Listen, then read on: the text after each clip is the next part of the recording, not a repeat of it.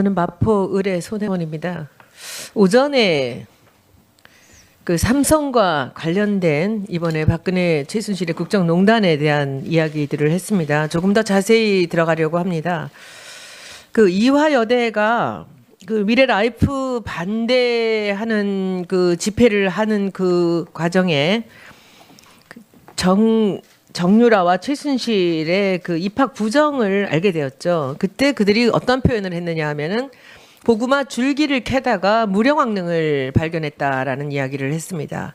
저는 이 미르재단과 K스포츠로 야기된 이 국정농단을 캐다가 우리가 무령왕릉을 발견했다고 생각합니다. 우리가 발견한 무령왕릉은 바로 삼성입니다. 이미 아침에도 말씀드렸지만 그 K 스포츠나 미르재단이 생기기 훨씬 전에 박근혜 대통령과 이재용 회장 삼성과의 기나긴 그 스토리가 시작이 됩니다. 그 풀어준 이 아까 아침에 보여드렸던 것이요. 이 2015년 5월 7일에 대통령이 삼성전자 평택 반도체 단지 기공식에 나타납니다. 규제 완화를 시켜줬고 지역 경제 활성화를 위해서 계획보다 1년을 앞당겨서 이 반도체 공장을 해주는데 인프라인 전력을 공급해주고 산업 용수를 공급하고 인허가 절차를 간소화하면서 적극적으로 지원을 한다라는 얘기를 합니다. 왜 이렇게 했을까요? 삼성과 뭔가 주고받을 게 있었던 거겠죠. 규제 프리존이나 이 대기업과 했던 모든 일에는 항상 바터제로 주고받은 게 있었습니다. 저는 여기서 참으로 궁금한 게 저 자료를 보시면요. 저 2015년 6월 23일 박원호 승마협회 전무가 독일을 가는 요 순간입니다. 요 직전에 이제 박상진 오늘 지금 이 그 스트레스로 입원하셨다는 이 박상진 사장이 대한승마협회 회장으로 취임을 한 다음에 2015년 6월 23일까지 3개월 동안에 이루어진 일이 무엇일까가 굉장히 궁금합니다. 아마도 이 정유라를 지원하는 그런 그 방안으로 승마협회를 택한 것 같은데 삼성을 승마협회 회장사로 하고요. 그런데 이것이 뭔가 여의치 않았다는 기사들이 또 나옵니다. 선수를 뽑는데 공정하게 뽑지 못할 가능성이 있는 거죠. 아까 오전에 말씀드린 대로 정유라가 선수로서의 그 어떤 절대적인 가치가 없었다는 거죠.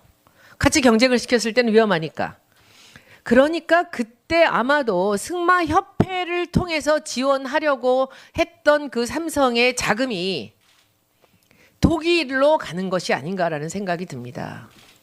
독일로 가는데 어떤 식으로 가느냐. 최순실이 독일에 회사를 차리는 거죠. 그 삼성이 거기로 지원하는 거죠. 그래서 그 부분을 제가 이 지금 노승일 증인한테 한번 여쭙겠습니다. 이것이 이제 어떤 얘기냐면요. 그 고영태 그 증인을 만나서 독일에 가겠냐라고 이렇게 질문을 받았던 것이 그 7월 30일이라 그랬죠? 예, 맞습니다. 7월 30일입니다. 근데 7월 30일 날 해서 그래서 이 회사 다니던 데를 정리하고 8월 10일 날 가지 않습니까? 예, 8월 10일 날 출발. 근데 왜 그렇게 급하게 서둘렀을까요? 독일에 회사를 만들러 가셨죠? 갔을 때 간단하게 한번 얘기 좀 해주세요. 독일에 가서 뭘 했는지. 삼성이랑 계약을 해야 되는데 그 빨리 가서 회사를 설립해야 된다. 그 얘기를 했고 그래서 삼성이랑 저는, 계약을 하기 위해서 독일에 회사를 만들어야 된다. 네, 맞습니다. 그래서 저는 정상적인 방법인 신규 법인을 만드는 걸로 얘기를 했고 근데 시간이 너무 없다. 그래서 이제 페이퍼 컴퍼니라는 제2의 안이 나옵니다. 그래서 저는 독일에 가서 첫 번째로 회사로 사용할 그 장소를 알아보고요. 그다음 두 번째로는 박승관 변호사라는 사람을 소개받았고 그거는 이제 최순실한테 보고를 했고 최순실이 이제 박승관 변호사를 이제 어떻게 이제 좀 알아봤나 봐요. 그리고 8월 14일 날 바로 입국을 한 다음에 독일에서 이제 박승관 변호사가 단독으로 이제 최순실하고 얘기를 하면서 설립이 됩니다. 그러니까 아까 말씀에도 얘기를 하셨지만 이 독일로 간 이유가 예. 이 국민들의 눈을 피하는 거죠. 예, 맞습니다. 그리고 삼성이 독일에 지원을 하는 것이 훨씬 쉬운 거죠. 예. 아까 박상진 사장님 지금 이 오늘 나오기로 했다가 안 나와서 병원으로 갔다는 그 증인이 바로 이 유럽 쪽 담당을 했던 사람입니다. 네. 이 사람을 불이 나게 삼성전자로 데려오고 그리고 이 사람한테 승마협회 회장을 시키고 그리고 이 사람을 보내서 독일에 회사를 차리는데 이제 도움을 주게 하는 거죠. 그래서 저는 제 생각에는 저 가운데 그 2015년 6월 달부터 시작해서 고 7월 사이에 그때 바로 이 승마협회로 지원하려던 삼성의 자금이 최순실이나 정유라한테 직접 들어가지 않을 가능성이 있으니까 이때 마음을 바꿔서 독일로 간 게 아닌가라는 생각이 들거든요. 그래서 그때 독일에 회사를 만들러 가셨고요. 네네. 그렇죠? 이제 그랬던 거로 보이는데 여기서 이제 정말 재미있는 일이 또 벌어지는 것이 이 독일에 가서 뭐 이런저런 이제 코아 스포츠 회사의 전신인 독일 회사를 하나 샀다가 이름을 코아로 바꿨다가 다시 이제 박원호 전 전무나 이런 분들하고 문제가 생기니까 거기서 그것을 비덱 스포츠로 바꾸면서 100% 최순실이 주인인 그런 회사를 만들죠.